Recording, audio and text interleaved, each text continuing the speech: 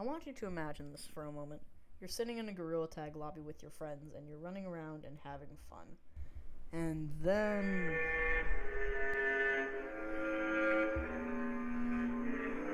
you leave the game completely terrified and paralyzed. But why did you do that? There's nothing wrong with the game. You're not going to get hurt by a pink-colored monkey in a piece of plastic attached to your head. I asked these questions to Gorilla Tag players I met and discovered that Gorilla Tag is secretly a horror game.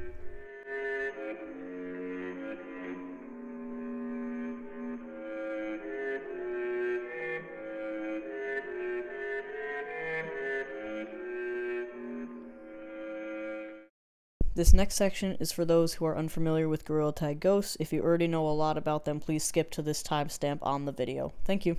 So, Gorilla Tag ghosts are normally described as monkeys with very robotic movements, and they can have any color that you can pick. Many of them play a creepy song, such as Run Rabbit Run or Daisy Bell, which I played in the intro.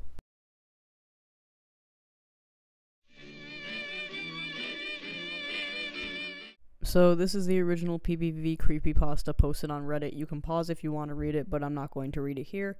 So, to see how widespread these stories about ghosts are in the Gorilla Tag community, I decided to join a few codes and ask the players in them about these ghosts.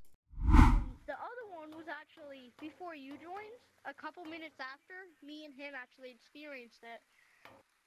We called him Eyeball because he stared at us and wouldn't stop. I called him Eye because he just stares at you. Imagine just like this.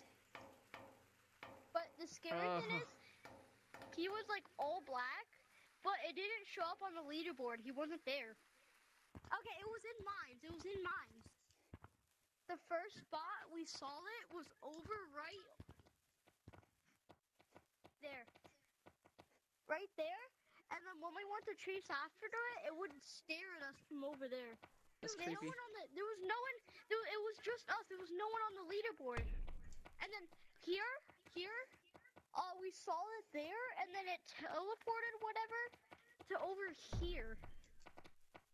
So, did he ever have a name on him, or was it blank? Blank. No, we never managed to see his name, but Yeah, once we find out his name, we'll tell you it if you do actually see us. Now, if you are wondering, I am still in contact with one of these players through YouTube comments, and it is Cini. So we are looking for eyes still, and we join codes to talk about what we found occasionally. So once we find enough information on that, there will be a video coming out about eyes in the near future, probably.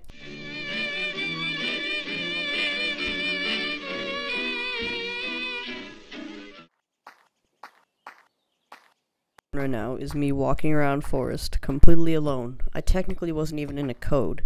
Obviously this is a glitch, and obviously I'm gonna use it for content. Come on, look at this. Walking around this code for 6 minutes, if you could even call it a code, left me feeling eerie and like I was in an altered reality.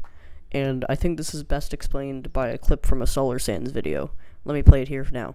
They are designed with a certain context in mind, and when they are taken out of their expected designed context, they can become uncanny. The complete and utter lack of people is probably one of the most powerful aspects of these images. There's a word for this, from the Dictionary of Obscure Sorrows, kenopsia, the eeriness of places left behind. And I completely agree with what Solar Sands is saying here. The lack of people playing the game, and the lack of people running around and having fun makes it feel really eerie, and without that context of being a game play space, there's nothing really to see. It's just very liminal, and combined with the graphics and the music, of course, seeing a ghost in these spaces makes us terrified. Daisy 09 is coming for you. Hide right now. Run as far as you can.